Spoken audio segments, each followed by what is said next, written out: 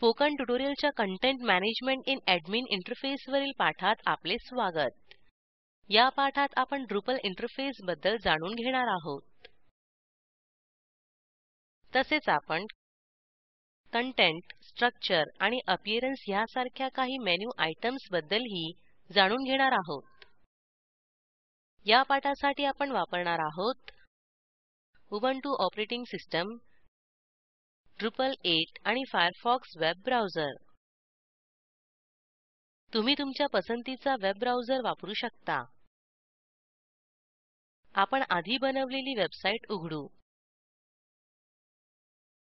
Drupal इंटरफेसची तपशीलवार माहिती घेण्यापूर्वी मी तुम्हाला काही महत्त्वाच्या संज्ञांबद्दल सांगू इच्छिते.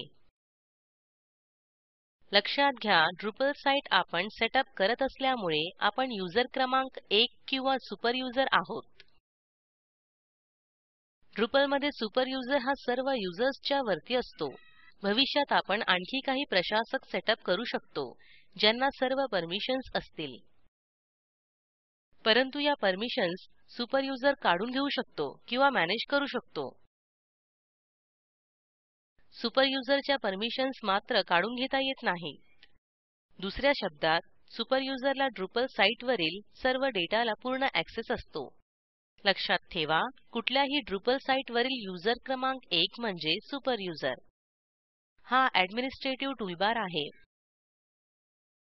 आपण मॅनेजवर क्लिक केल्यावर सब मेनूत जातो. येथे आपल्याला कंटेंट, स्ट्रक्चर, अपीअरन्स इत्यादी गोष्टी दिसतील. त्याबद्दल आपण लवकरच पाहू. आपण शॉर्टकट्सवर क्लिक केल्यास शॉर्टकट्स टूलबार येथे दिसेल. येथेही आपण काही मिनिटांत येणार आहोत. एडमिनवर क्लिक केल्यास आपल्याला आपल्या प्रोफाईलला नेणारी लिंक दिसेल किंवा लॉगआउट दिसेल. या टूलबारमध्ये एडमिन दिसत आहे कारण मी ते युजरनेम वापरले आहे. तुमचे युजरनेम वेगळे असेल. पुन्हा एकदा हा ऍडमिनिस्ट्रेशन टूलबार आहे आणि हा Drupal ऍडमिनिस्ट्रेशन अनुभवण्याचा महत्त्वाचा भाग आहे. शॉर्टकट बारमध्ये काही समाविष्ट करणे अत्यंत सोपे आहे. जसे की समजा मी मॅनेज कंटेंट, ऍड कंटेंट मध्ये आहे आणि मला माझ्या वेबसाईटवर एक आर्टिकल समाविष्ट करायचे आहे. येथे एक चांदणी दिसेल जी पोकळ आहे. या चांदणीवर क्लिक केल्यावर हे शॉर्टकट्स मध्ये समाविष्ट होईल. आता शॉर्टकट्सवर क्लिक केल्यास आपल्याला तेथे क्रिएट आर्टिकल हा मेनू आयटम दिसेल. तेथे आर्टिकल्स टाकण्याचे काम पूर्ण झाल्यावर आपण हा शॉर्टकट सहजपणे काढू शकतो. हे आपल्याला Drupal साईटवरील बहुतांश सर्व ऍडमिनिस्ट्रेशन स्क्रीनमधून करता येते. शॉर्टकट्समुळे मेनूमध्ये जलदपणे फिरता येते. आता अपीअरन्स वर क्लिक करू. येथे तुम्हाला टॅब्स दिसतील आणि या प्रकारचे टॅब्स तुम्हाला साईटवर सर्वत्र आढळतील. हे टॅब्सना महत्त्वाचे आहेत आणि त्यांना सेक्शन टॅब्स म्हणतात. या विविध सेक्शन्सच्या माध्यमातून आपण स्क्रीनवर कार्य करतो. कदाचित या सेक्शन्सना सब सेक्शन बटन्स असतात जी येथे दिसत आहेत.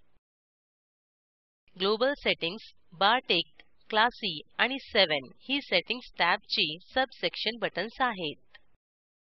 शेवटी Drupal मधील प्रत्येक कंटेंट आयटमला नोड म्हणतात. अजून आपल्या साईटवर एकही नोड किंवा कंटेंट नाही. पुढील पाठांमध्ये आपण ते बनवणार आहोत. ऍडमिनिस्ट्रेशन टूलबार, सब मेनू, सेक्शन टॅब्स आणि सबसेक्शन बटन्स. Drupal इंटरफेसबद्दल माहिती घेताना या काही गोष्टी आपल्याला माहिती होणे गरजेचे आहे. आता आपण टूलबारवरील कंटेंट ही लिंक पाहू. कंटेंटवर क्लिक केल्यावर हे आपल्याला डॅशबोर्डवर घेऊन जाईल. डॅशबोर्ड साईटवरील सर्व घटकांची मांडणी करतो. येथे आपण पब्लिश्ड किंवा अनपब्लिश्ड आणि कंटेंट टाईपवर हे फिल्टर लावू शकतो. तसेच कुठल्याही लँग्वेजमधील कुठलेही टायटल शोधू शकतो. अजून आपण कुठलेच कंटेंट टाकले नसल्याने येथे फारसे काही दिसत नाही.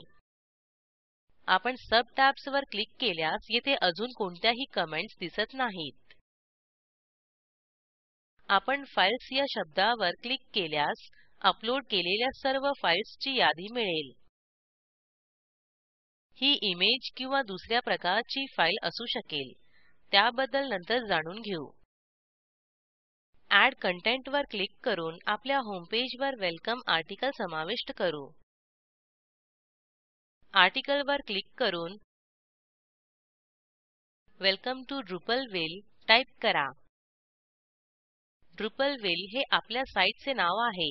ही ड्रुपल बद्दलची सर्व प्रकारची माहिती देणार आहे. Welcome to our site. We are so glad you stopped by असे बॉडीमध्ये टाईप करा.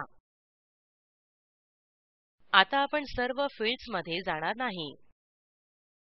त्याबद्दल पुढील पाठांत जाणून घेऊ. परंतु टॅग्समध्ये वेलकम ड्रुपल टाईप करा. ह्यामुळे हे टॅग्स दिलेल्या सर्व आर्टिकल्ससाठी लिंक्स तयार होतील. येथे इमेज देखील अपलोड करू शकतो. Drupal 8 लोगो आधीच डाउनलोड करून माझ्या मशीनवर सेव्ह करून घेतला आहे. तुमच्यासाठी Drupal 8 लोगो पाठाच्या वेबपेजवरील कोड फाईल्सच्या लिंकमध्ये प्रदान केला आहे. तो डाउनलोड करून त्याचा उपयोग करा. ब्राउजवर क्लिक करून सेव्ह केलेली इमेज शोधा. लक्षात घ्या की जशी आपण इमेज अपलोड करू, Drupal अल्टरनेटिव्ह टेक्स्टची विचारणा करेल, जे देणे आवश्यक आहे. छोटे लाल ऍस्टेरिस्क चिन्ह हे फील्ड अनिवार्य असल्याचे दाखवते. आपल्या साईटच्या अल्टरनेटिव्ह टेक्स्टमधील मजकूर गुगल शोधते आणि वाचकांना दाखवते आणि अंधांना ऐकवते.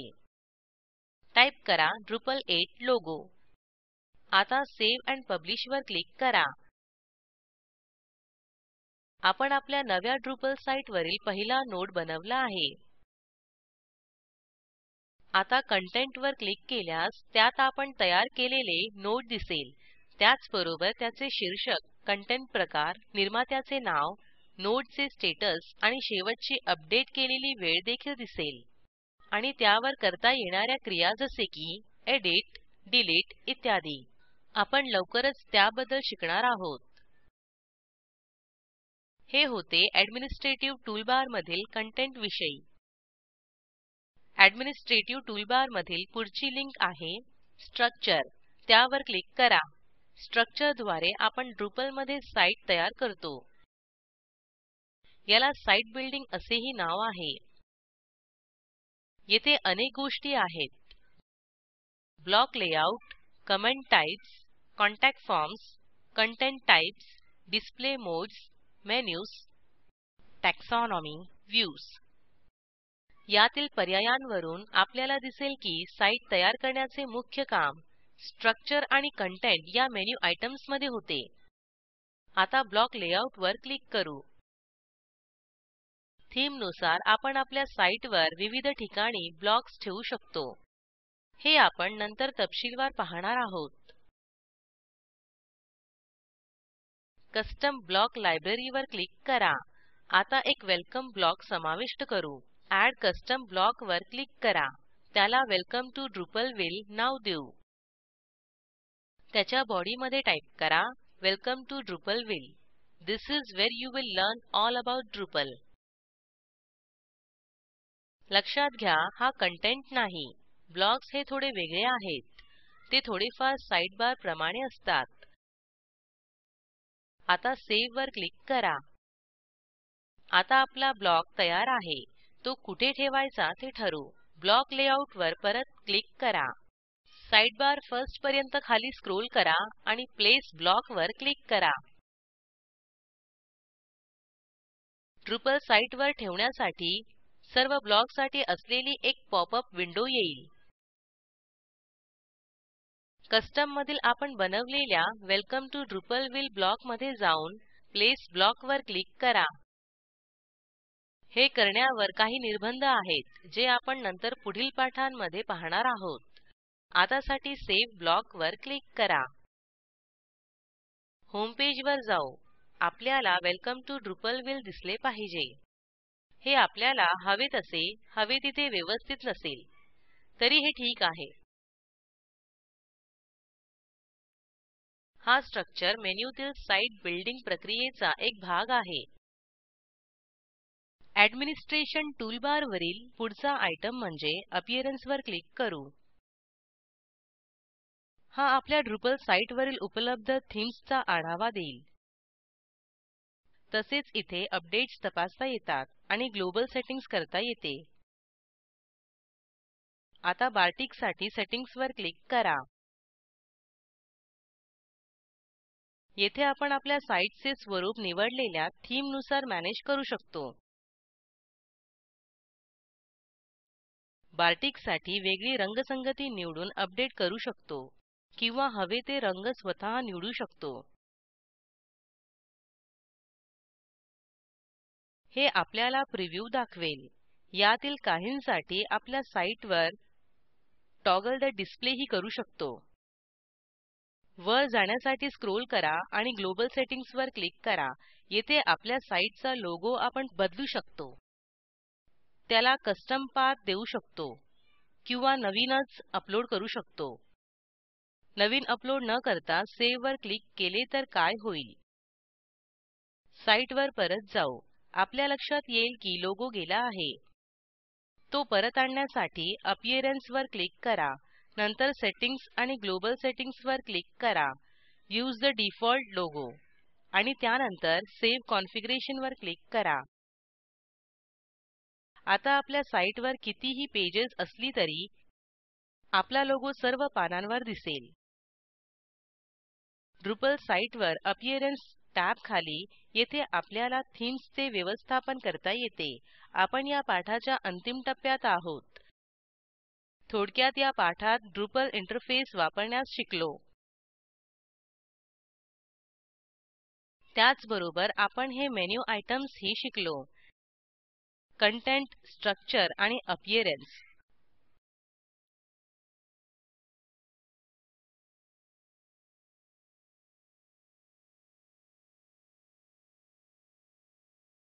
हा व्हिडिओ एक्विया आणि ओएस ट्रेनिंग ह्यावर आधारित असून आयआयटी बॉम्बेच्या स्पोकन ट्युटोरियल प्रोजेक्टने संशोधित केला आहे. या व्हिडिओमध्ये स्पोकन ट्युटोरियल प्रोजेक्टचा सारांश मिळेल. कृपया व्हिडिओ डाउनलोड करून बघा. Spoken tutorial project team spoken ट्युटोरियल्सच्या सहाय्याने कार्यशाळा चालविते. ऑनलाईन परीक्षा उत्तीर्ण होणाऱ्या विद्यार्थ्यांना प्रमाणपत्रही दिले जाते. अधिक माहितीसाठी कृपया आम्हाला लिहा. स्पोकन ट्युटोरियल प्रोजेक्टसाठी अर्थसहाय्य NMEICT, MHRD आणि NVLI ministry of culture, government of India यांच्याकडून मिळालेले आहे. हे भाषांतर मनाली रानडे यांनी केले असून मी रंजना भांबळे आपला निरोप घेते. सहभागासाठी धन्यवाद.